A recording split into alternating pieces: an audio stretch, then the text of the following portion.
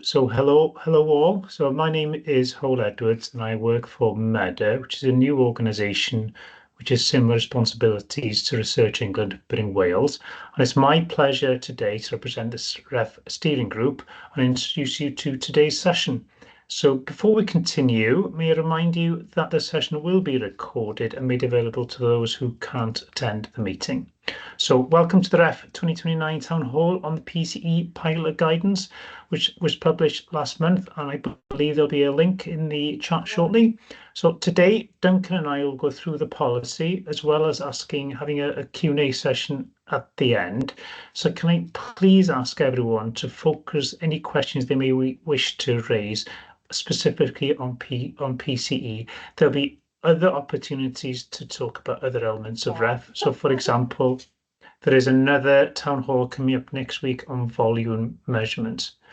So as I'm sure most of you know, Research England manages the REF on behalf of all 4 UK higher education funding bodies, and it is a fundamental part of the UK research landscape, the outcomes of which are used to allocate around £2 billion a year of public funding.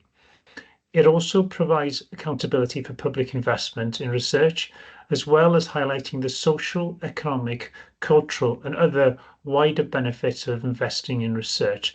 And I'm sure I don't need to mention the importance of working together to highlight the value of investing in research, and also the key role of universities in delivering on the UK government agenda. It's also worth reflecting on the diversity of the sector and the resulting complexity in developing a system that's fair and works for the entire sector. As you know, there are 34 units of assessment, and each of those is slightly different in their approach. There are also large differences in scale of activity, with the smallest REF submission in 2021 being 21 and the largest being 3,400. And that includes a broad range of institutions as diverse as Oxford University, Art University Belfast, as well as the University of Highlands and Islands. One of the key challenges of REF is designing a system that's fair and open, but also provide the necessary incentives to drive excellence within an international context. So before we start, a couple of reflections. First of all, I think it's worth reflecting on the increased focus on people, culture, and environment. This is a recognition of the central role of people in research, and that also includes a variety of research supporting and enabling staff. It acknowledges the importance of training and development, and also the need to develop an inclusive, accessible, and equitable approach for all staff and students.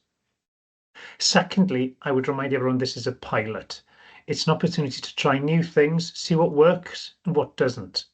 We are acutely aware of the bureaucratic burden institutions currently face, and we need to develop an approach that is fair and practical, but doesn't impose any more bureaucracy than is necessary. Finally, I'd like to consider what a successful pilot would look like. So this is an opportunity to learn, to provide honest comment, and let the RF team know what's practical, fair, and transparent. Please do not feel afraid to make mistakes or to say that something is just too much work.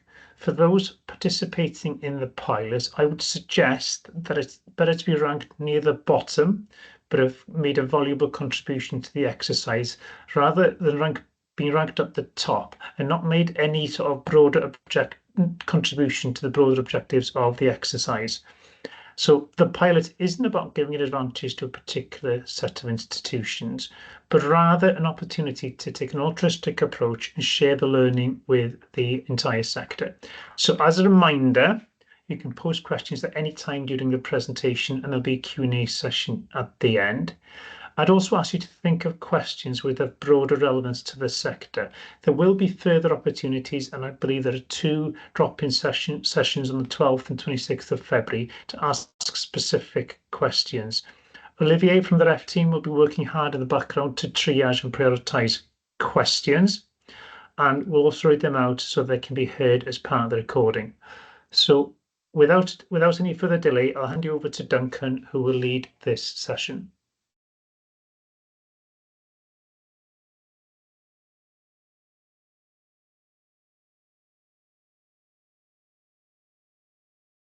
Thanks, Hole. Hopefully everyone can see my slides. So hi, I'm Duncan Shermer. I'm Head of Evaluation and Development in Research England in the REF team, and I'm basically leading on the PCE work within the REF. So in particular, I'm leading on the PCE pilot exercise. So this town hall meeting is on the REF PCE pilot and the guidance related to that exercise, and we'll kind of work through some of the detail of that now. It's a quick agenda that I plan to run through today. I'll give you a bit of an introduction on the PCE work that we've been doing, and then I'll talk you through some key points of the guidance, and then we'll have some time for some questions. So as we've said, many of you were good enough to submit some questions in advance of the meeting. Some of these I will hopefully answer as I go through my presentation, and then there'll be a Q&A session where we'll do our best to manage these questions and also some of the live questions that you're putting into the Q&A function as the presentation is going on. It's worth saying we will do our best to address as many of the questions as we can in the Q&A session, but we may well run out of time. So rest assured we'll capture all the questions that you've raised, and we will be looking to address them in an FAQ document which we'll plan to publish at a later stage. So moving on, a quick introduction. One of the key changes that we're making to REF is an expansion of the scope of the exercise. One element of the previous exercise looked at research outputs. This would be journal articles and publications, and this has now been expanded and rebranded to contribution to knowledge and understanding, which incorporates broader evidence of advancement of the discipline. But obviously the thing we're really concerned about today is the people, culture and environment section, which is an expanded part of the old environment, part of the previous REF exercises. In order to understand PCE, we commissioned a contractor to develop indicators which would be used in the assessment of PCE within REF. And we're taking an opportunity to explore the testing of these indicators in more depth through the pilot exercise that we're working on now. So the pilot will utilise and test the outputs of this commissioned project, which are the indicators and a draft submission template that has been produced by the project team. So just briefly on the indicators project, there's a good deal of work has gone on engaging with the sector, some desk-based research, and then some consultations which took the form of some scoping workshops and some thematic workshops, and also a survey which gathered input from across the wider sector. The PCE Indicators project has produced a draft assessment framework and a template based on the outcomes of these sector engagement activities, and this has formed the basis for the development of the PCE guidance that I'll be talking through shortly. It's worth noting that sort of the PCE Indicators project is not yet concluded, so they will continue to do some further engagement with the sector as the pilot progresses. And we'll look to publish a final report in autumn following the conclusion of the pilot exercise, where you'll get to see the detail, the kind of background, the sort of workings behind their kind of production of the framework and the templates that we're working with in the pilot exercise. The pilot exercise itself then, so as I said, this will utilise the outputs of the commissioned PCE Indicators project, the selected indicators and the draft submission assessment template that has been produced. We're working with a range of stakeholders during the pilot to develop the process of the assessment of PCE in the REF. This will include a sample of participating HEIs, the pilot HEIs, and also working with the broader sector as well. It will include members of the pilot assessment panels as they go through the assessment, and other stakeholders such as our advisory panels, PDAP and RDAP. The pilot will basically encompass the production of PCE statements by the pilot HEIs within a selection of units of assessment, and those submissions will then be assessed by pilot assessment panels. I think it's worth sort of remembering that this is a pilot. It's necessary to focus it. We can't possibly test absolutely every unit of assessment, and we can't involve every HEI, because otherwise that would be a full-scale REF, and you know this needs to have some scale to it. So in order to focus the pilot, we needed to strike a balance between having a manageable amount of work to be delivered and also producing sufficient evidence for a meaningful assessment to be produced.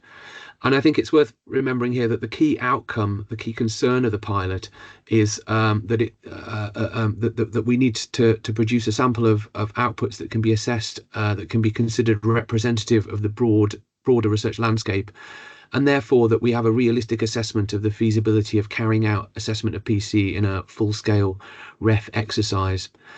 All of this will be dependent on the feedback we receive from stakeholders, so from HEIs, both within and outside of the pilot, from the assessment panels and from the advisory panels and the broader research community.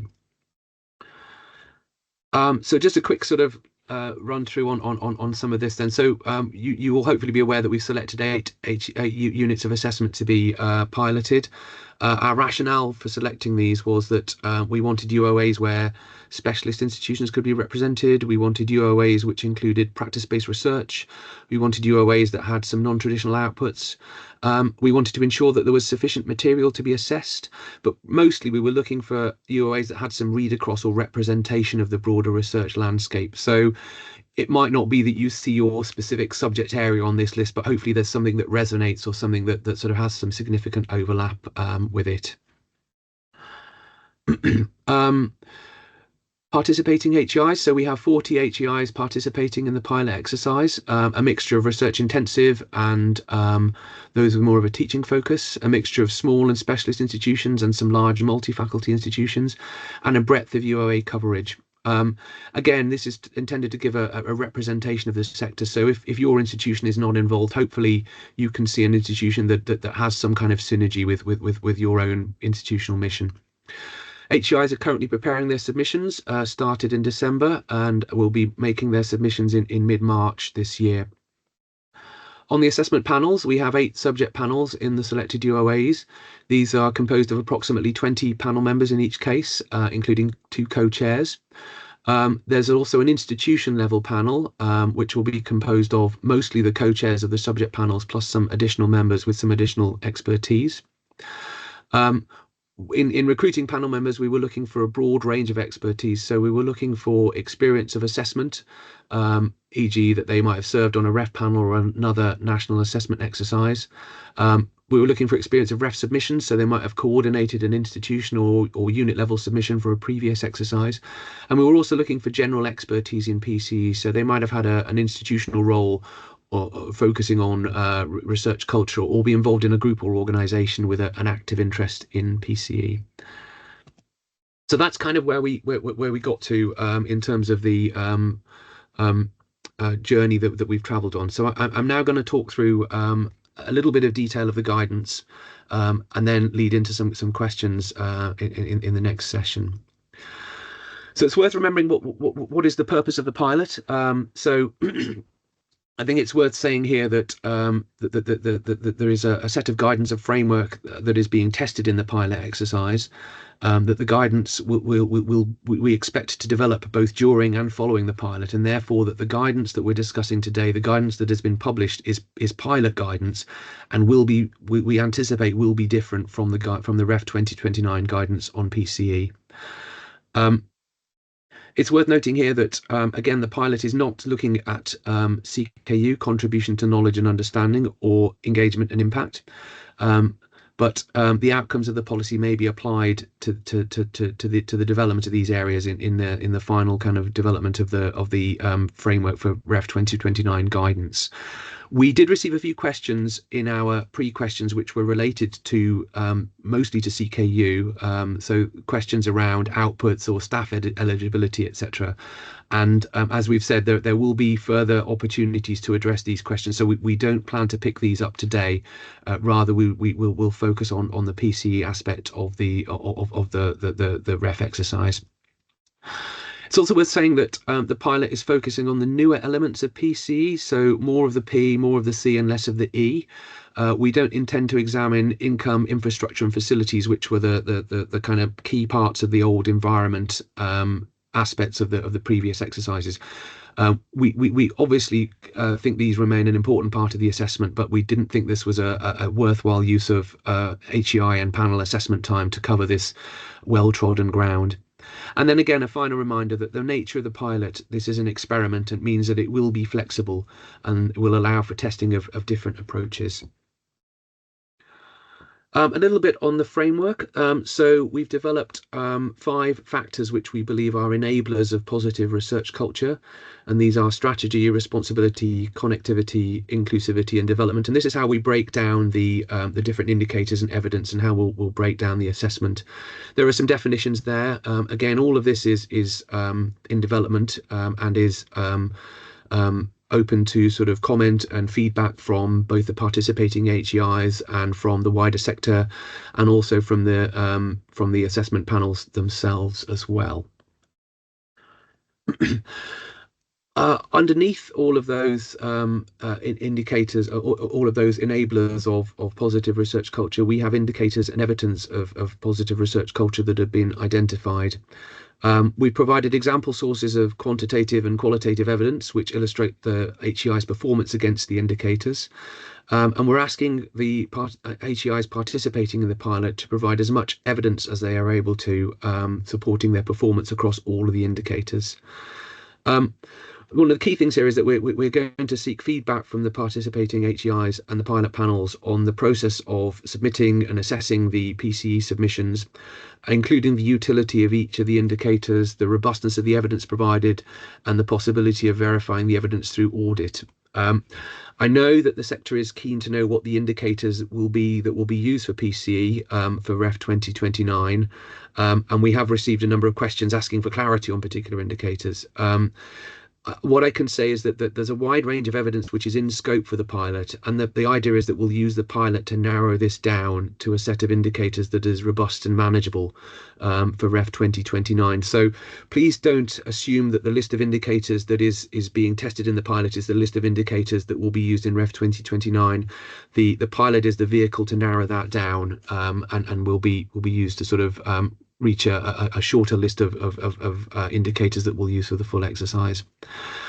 As I said, we've received a number of questions asking for clarity on particular indicators. So, I mean, I hope you understand that at this stage we can't really give more details on those indicators, because we're asking the pilot HEIs to work with them, and they'll provide feedback on how they operated. And the assessment panels will also provide feedback on how they interpreted some of the evidence sources.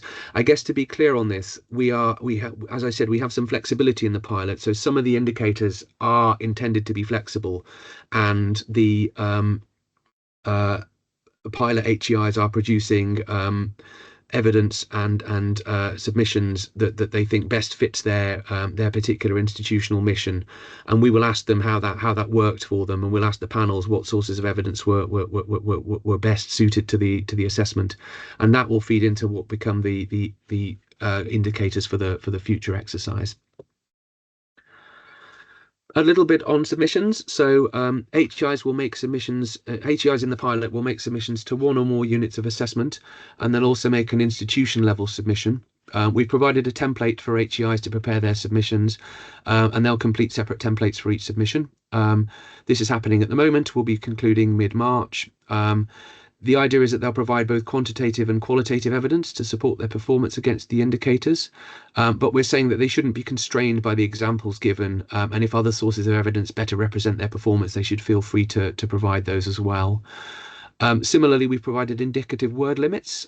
This is intended to sort of keep the burden manageable, but we've also said that we are keen to hear if those word limits are appropriate, and we're already getting some pushback from some of the pilot HEIs saying that they want to write more, and we're absolutely giving them agency to do so if they feel that better represents their institution. We're going to work out what is a reasonable level of word limits for the full exercise, and we'll use kind of feedback to get to that stage. Worth noting here that we absolutely don't expect that all participating HEIs will approach this in exactly the same way. We expect there will be different approaches for large institutions versus the smaller institutions. They will have different data and different metrics and different evidence available, and we'll take a different approach to it. And indeed, where HEIs are making submissions to more than one unit of assessment, they may well take different approaches to those units of assessment. There may well be differences based on the subject area that they want to explore, and that's absolutely fine and is actually useful to the pilot that we can do that, because it allows us to examine many different approaches. I'm going to talk a little bit about the assessment criteria. So we are using criteria of vitality, sustainability, and rigor, with some definitions there. We are using these as a starting point. They may well be revised during the pilot exercise or following the exercise. So it is likely that they will be different by the time we get to the final REF 2029 exercise. But this is our starting point. Similarly, we have a starting point for the quality descriptors, and these are here as a guide at this stage. So again, useful, I think, for the participating HEIs to know kind of broadly what the level of expectation are for the different quality descriptors, and also it's a starting point for the panels in their assessment. As I say, we expect they will be revised during the pilot exercise or following the exercise. And as an example, we've already heard from a number of stakeholders that on the 4-star quality descriptor, it says that the institution should have an impact outside of the institution, and we're already hearing that might not be a fair way to represent some of the smaller institutions in the exercise. So we're already getting some feedback on quality descriptors. The pilot panels will be conducting an assessment of the submissions provided to the pilot exercise, and they'll be giving feedback on the framework and assessment process, which we'll use in developing the guidance for REF 2029. So that is basically the remit of the panel. That's what their responsibilities are. So they will be doing the assessment, but for me, the key thing is getting a feedback on the assessment of the assessment, as it were. How well that has worked. It's worth noting that the panels may operate in different ways. So, as I've said, there may be subject differences in how the HEIs approach their submission. Similarly, there might be slight differences in how the panels approach their assessment across the different units of assessment across the different main panels. So you shouldn't read too much into direct comparisons between units of assessment. You also shouldn't try to make comparisons between submissions made to a unit of assessment. The key outcome here is that panels will be exploring the assessment and giving us feedback on how the assessment works, and the actual data that are produced, the actual results are really just a kind of an indicative guide for the participating institutions. We don't plan to publish the detail of that. We will provide some summary data, but we shouldn't read too much into it. So then there's as I said, the key part of the exercise is feedback. So we will seek feedback from participating HEIs on the process of preparing their submissions. We will have a Miro board or a collaborative space to facilitate discussions and capture initial feedback. And we anticipate running some reflective workshops and additional evidence gathering at the close of the pilot exercise. We'll also be gathering feedback from the pilot panels, and we'll be running sort of workshops with the wider sector to kind of gather feedback on this as well. Just worth saying here that feedback is likely to be framed around the following questions. So we'll be asking how much effort or staff time went into the preparation of each submission. We'll be asking what worked well and what could be improved. We'll be asking what indicators were straightforward to work with and which ones were problematic. We'll be asking what aspects of the template were positive, what aspects of the template were challenging. We'll be asking which indicators may not be robust or may be challenging to audit, or were there concerns about the data quality in any particular areas. One of the key things we'll be asking is whether any of the indicators could be automated in their collection. So, is there anything that could be done automatically? We're conscious that we're putting a lot of the work onto the pilot HEIs at this stage by asking them to gather and submit their own evidence, where some of this might be easier facilitated by automatic data gathering from HESA, etc. And we're also asking, are there any indicators that are not tested in the pilot that should be considered? Okay, so hopefully that's a kind of a quick run through of how we got to producing the pilot, and how we and a run through the guidance and an idea of how the pilot exercise will work. As I said, we've gathered some questions ahead of the town hall meeting. We'll look to address those, but also we've invited questions, and I believe the Q&A is now open. So please feel free to put in any questions that have occurred to you during the presentation. As I said before, if there are any questions that we don't get around to, we will certainly capture those, and we'll look to kind of respond to those following this meeting. There's a kind of a bit of a framework for questions there that we absolutely don't have to stick to, but I will hand over to Olivier, who will start to feed in some questions. Thank you, Duncan. So I will start with one of the pre-prepared questions that we had in while people have a chance to put things into the Q&A. So we've been asked, how do teaching academics and other research enabling staff feed into the PCE regarding reporting in REF? And how does the REF acknowledge the cultural and environmental value that these staff bring to the universities? Okay, thank you. So yes, this was one of the ones that came in beforehand. I will say that PCE is intended to incorporate contributions from the wider research community and research enabling staff. So it's not just about how HEIs are looking after academics, but understanding that there's a pipeline, there's a greater engine at work producing research, and that it's important to be supportive and to ensure that whole pipeline is maintained in a sustainable way. So yes, we are certainly intending to incorporate contributions from the wider community, and this is the sort of thing that we're exploring in the pilot exercise. Some of the pilot HEIs are sort of asking, what's what do we mean by eligible staff? And I think we're preferring the term appropriate or relevant staff in this stage. So relevant staff to PCE, and we're asking them to cast their net as wide as possible, but to give us feedback on what they thought was reasonable and doable in terms of the indicators and evidence they're providing. It's worth mentioning here that we received some questions on contractual arrangements about precariative employment status, and we see these as issues between the institution and the individual. So I think what we're saying here is that the PCE assessment will look at how the institution develops a positive research culture in general and how it treats its research community, and that's both the academic and research enabling staff. But I think it's probably difficult to evidence anything specific about contract details, but we'll kind of see what comes out of the pilot exercise in terms of feedback from HEIs and from the participating from the panels as well. Excellent, thank you.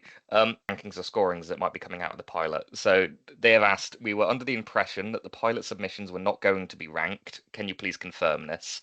So yeah, absolutely. No, I mean, no, we don't intend to produce any kind of ranked list or any kind of league table out of the pilot. As I've said, I think that direct comparison between submissions would not be robust within the pilot. That's not the aim of the outcome of the pilot. So we won't produce any kind of ranking or any kind of league table. We don't intend to publish the individual results for the individual HEIs participating. We will share their own results with them for their own information, but that they be cautious about comparing them to comparing one submission to another and reading anything into that. We will probably intend to publish some summary data on each unit of assessment for the pilot exercise, so that you can see sort of if there's a particular any particular trends in any particular areas, that we can sort of draw out what might be happening across the main panels. But yes, to confirm, we won't publish a league table. We would never do that with ref results anyway. But yes. Thank you. So we've got another question from the Q&A. So it has been mentioned that differences are expected between the indicators and assessment process for the participating UOA, for differing sizes of UOA and for different HEIs participating in the pilot. Given the high variability, how will you ensure findings are applicable to UOAs that are not participating in the pilot? Well, I think we okay, yes, I take the point that we don't have 34 units of assessment in the pilot exercise, but I think that that would have just been unmanageable in terms of delivering the exercise. What we've tried to do is pick units of assessment that have some read across or representation across other areas. We will be asking for so we picked ones that are quite broad within their main panel area, and that have kind of will hopefully indicate how things might play out across other units of assessment. And we'll kind of seek feedback from the wider community on how this might have played out for some of the other units of assessment that aren't represented. And also, I think we'll gain something from the institution level assessment as well. There are sort of some broader expertise on the institution level panel that I think can give the kind of institution level view, and might be able to draw out where some of the differences might be. Thank you. They've asked, are there any plans to include contributions from supporting and enabling staff from HEI subsidiary organizations, fellows, and partner organizations? So I assume that kind of expands to people who would not traditionally be part of a unit within an institution. But also to subsidiaries. Yes, I think we're certainly not considering that out of scope for the pilot. I think I don't know if anyone of the participating institutions has come up with that as a direct question just yet, but it's certainly the sort of thing we would entertain as a possibility. If there are subsidiaries and other kind of areas, then I think we'd be interested to hear how that's working in the pilot. Thank you. So our next question is so they've asked, is there going to be any guidance on the use of LLMs, which I'm going to assume here is large language models and AI, in preparing the narrative sections for the PCE statements in the template? Wow, that's kind of out of my wheelhouse, I'm afraid. I don't. So I wouldn't say for the pilot. At the pilot, I think we're just saying, produce a submission. I don't know sort of what we would say in terms of the use of AI for producing the submissions. Yeah, I can't really comment on whether there would be broader guidance on use of AI for broader ref submissions. I think that's quite a big piece to think through. Thank you. So I did not see a question about unintended consequences of indicators and criteria when applied in practice. Will you be looking at this? Yes, I guess that's something we probably should add that to our list of questions for feedback. Whether that's an unintended consequence, we could yes, maybe it's something we should I think ask both the HEIs and the assessment panels around. Are there any concerns about unintended consequences for this? Yes, I think that's a very good point, and probably something we should be a bit more explicit about in the feedback. Thank you. Our next question is from asked, will the assessment prioritize PCE strategies that tie into the overall organizational goals?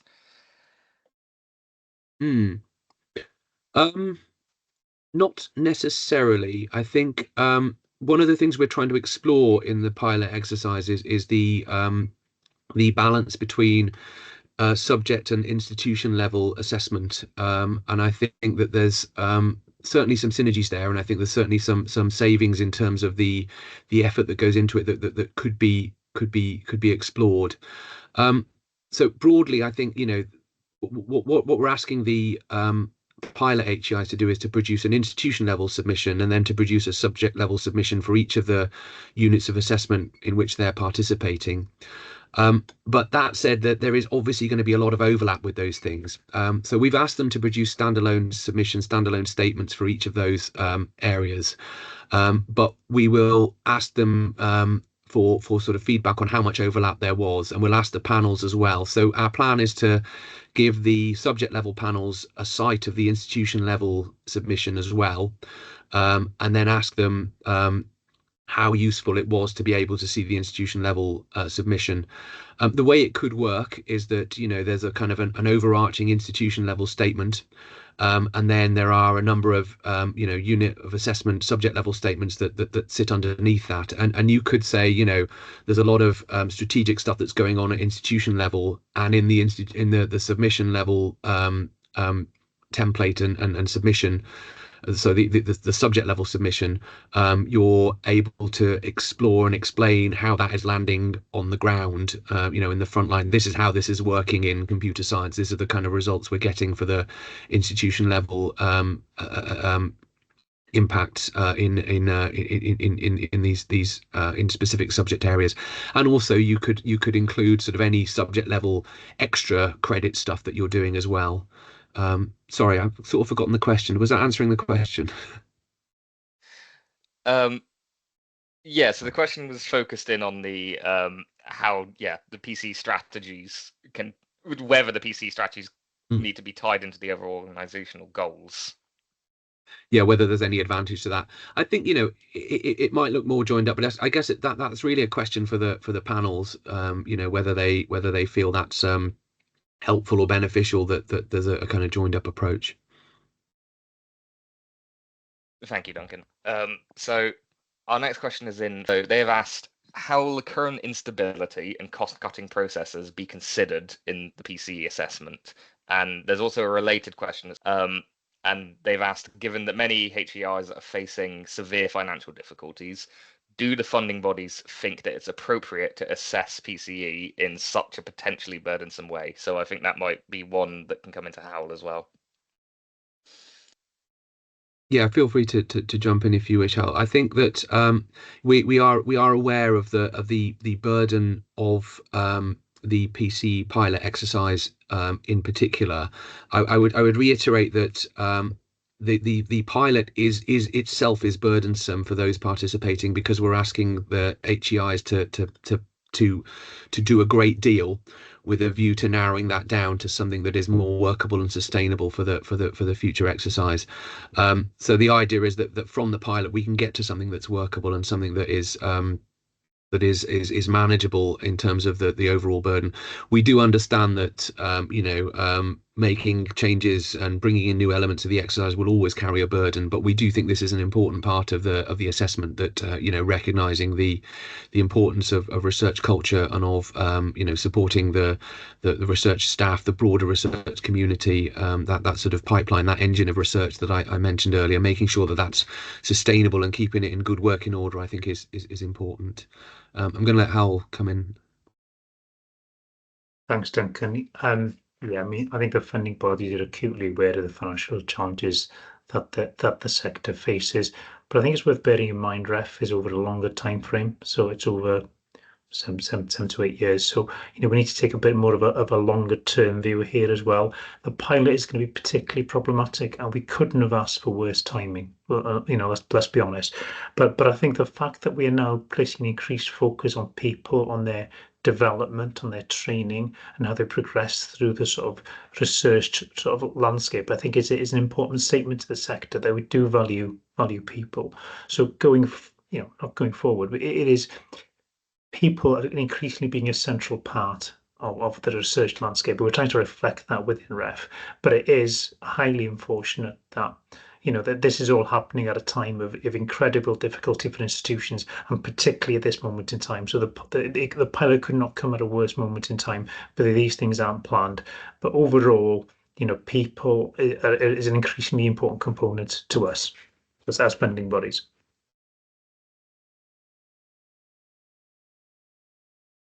Thank you both. I think that covered it quite well. I'm going to move on to, they've asked, you say that the assessment criteria and descriptors are very likely to change between the pilot and the final submission. For those of us who are trying to plan in advance, particularly in connection with putting together action plans, for example, planning concordats and trying to align them with the ref, it would be really helpful to understand if the changes will be wholesale or if there are particular aspects that are going to change or are likely to change. Can you give us any indication on that at this point? Hmm. Yeah, I'm reluctant to kind of second guess this sort of stuff because I'm often wrong about these things. My instinct is that it won't be wholesale changes. That I expect there will be, tweaks and adjustments made to things like the assessment criteria and the quality descriptors. I've sort of alluded to kind of some of the issues that we're getting raised with it already.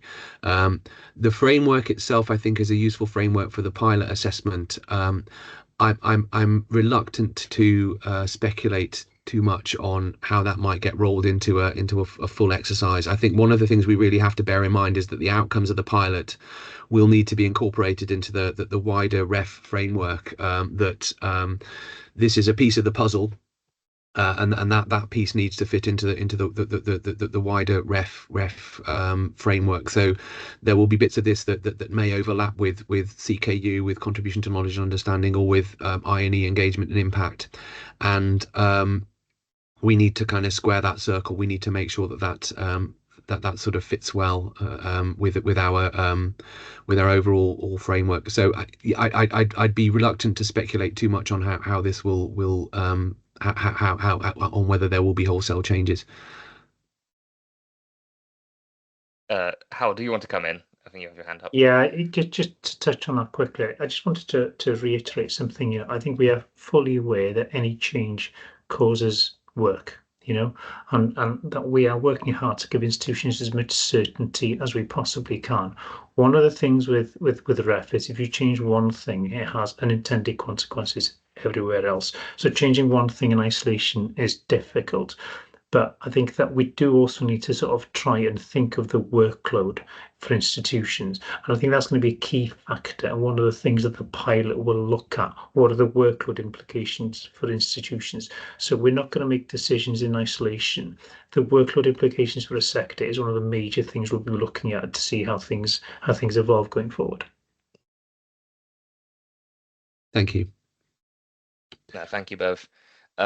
So speaking of unintended consequences, we've had a couple of questions in again on that, and so I've got two questions here. Firstly, from and they've asked, would selecting the wrong metrics incentivize external survey suppliers, focusing on perception level surveys rather than lived experience and meaningful change?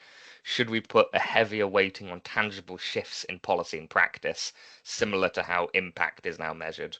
And we have a linked question from asking, what value do you give to the postgraduate research experience surveys and the data from that in PCE? Yeah, those are, I think, both good questions, and I think we also had some of the at least one question, I think, in the pre-submitted questions around staff surveys, and about consideration of lived experience of researchers, and if and how it could be captured. The simple answer is this is the sort of thing we will explore in the pilot, that we will ask HEIs if that sort of thing is available and useful, and low burden, and we'll seek feedback from them on how burdensome it could be. It strikes me that these sorts of things could require a lot of effort to produce, and whether they're something that the panel finds useful, I think, is something we would want to explore as well. So the answer basically is that this is something for the to sort of explore in the pilot, and something that we'll seek feedback from the HEIs and the panels on how useful it was or could be in a full exercise. Thank you. Going back slightly to, I think, Hal's point on changing things can have effects on other ref policy, we've got a question in on what we're talking about with staff in the context of PCE. So we've got a question that has asked, given that there is no staff submission in Ref 2029, how do we define a unit of assessment and the data for a unit of assessment, and how are we going to prevent double counting? Will this be based on HESA attributions? Is the last part of this question. So I don't want to get into staff volume for kind of the broader ref, but I think sort of in terms of PCE, what I can say is where we are with the pilot HEIs is we're asking them to take a sensible and pragmatic approach to it. So the way this is playing out is that there is I guess if you think about it, what we're trying to do is determine what the denominator of the fraction is. So you're saying that of all of the people involved in our research assessment, this number have come to a training course, or this number have been supported in a particular way, or this is kind of how these things are working out. So it's the denominator we're trying to figure out. And in many of the indicators, that appropriate or reasonable representative staff group is a little bit different. So you might imagine a situation where we're looking at applications for grant funding. Now, your expectations on what levels of applications for grant funding might be different depending on if you're looking only at academic staff with research-only contracts, or if you're looking at a much broader set of research enabling people. So you would have very different expectations. What we're saying to the pilot HEIs is to provide us with as much information as you can, and to try and contextualize that, to give us information about how you've gathered that and how you think that represents it. I think this brings me to a really good point here, is that the data, the numbers that are being produced are only part of the submission. And I think it's really important to remember that the narrative, the context, and the the supporting statements around that are going to be absolutely critical. We're already hearing from the submitting HEIs that they want to have plenty of scope to write and to provide that context and narrative. And I'm sure that we will hear something similar from the panels, that those kind of that sort of supporting statement around the kind of the raw evidence will be critical. Thank you, Duncan. So we've got two linked questions here, I guess, on how the wider sector, not part of the pilot, will see more of the outputs from the pilot and feed into it as well. So firstly, we've got a question who has asked, how can institutions not involved in the pilot feedback on the indicators and the assessment criteria? And then a kind of linked question from, and they've asked, when can we expect the final guidance on PCE to be published? Stephen Hill mentioned that it would be early 2026 at a town hall last week. Wouldn't want to disagree with Stephen Hill on anything. So I guess what wider sector input. So as Howell mentioned, we have some drop-in sessions planned coming up, which I think we found quite helpful to sort of give a chance to explore some of the emerging questions in a bit more depth, so that they will be sort of a bit more hopefully relatively informal, but give a chance to kind of have some discussions, not necessarily about asking ref team and us providing answers, but about having a broader discussion with people involved, to sort of understand. I think that's helpful for us as well, because we're gathering evidence on where where the concerns, or where the issues might be with some of the evidence and criteria that we're producing. We're also, I mentioned that the PCE indicators project is not done, and the idea is that there will be some future workshops that they will be running that will allow the wider sector to provide some input on the pilot exercise and on the guidance that we've produced. We've a feeling that what we would like to do there is run those on some particular themes. So what we're looking to do is try to unpack what the emerging themes are from the initial feedback we're getting, both from the pilot HEIs and from the wider sector through these forums that we mentioned, and look to schedule some particular thematic workshops to explore some certain areas of the guidance or of PCE that we can discuss with the wider sector. Yes, and then the other question was, when can you expect outputs? So we're planning to conclude the pilot with the assessment phase is we're currently in the submission phase, which finishes in March. The assessment phase will run until roughly sort of June-ish, when the panels will be doing that, and then there'll be a series of we'll be gathering feedback throughout the exercise, but we'll have some focused feedback sessions towards the end of the exercise, with a view to kind of producing our PCE outcomes in the autumn. But as I've said, the key thing is how that puzzle piece fits into the wider ref jigsaw. So Stephen's indication of early 2026 is accurate, because that's taking that sort of that stage into account as well. Excellent, thank you. We've got a question in the past. There has been a strong correlation between income and the environment score awarded by the assessment panels. Are there moves as part of the PCE pilot work to explore a more holistic assessment, to issue explicit guidance on the weighting of each PCE indicator? That's a really good question. Yes, I mean, I think in my heart, I would like this. The whole idea of this is that it should be more holistic. It's not just about sort of the numbers or the income driving further income, and so it perpetuates. So the whole idea of PCE, I think, is that we have a more holistic approach to the assessment of the people and the culture and the research environment. That we're not just looking at the raw numbers. So I would hope that would be the case. In terms of sort of weightings of the different aspects, yeah, I think for the purposes of the pilot, we've just said that everything will be given, all of the enabling factors will have an equal weighting. But it's the kind of thing that we might ask for feedback on as well, that, are there certain aspects of it that are more important than others?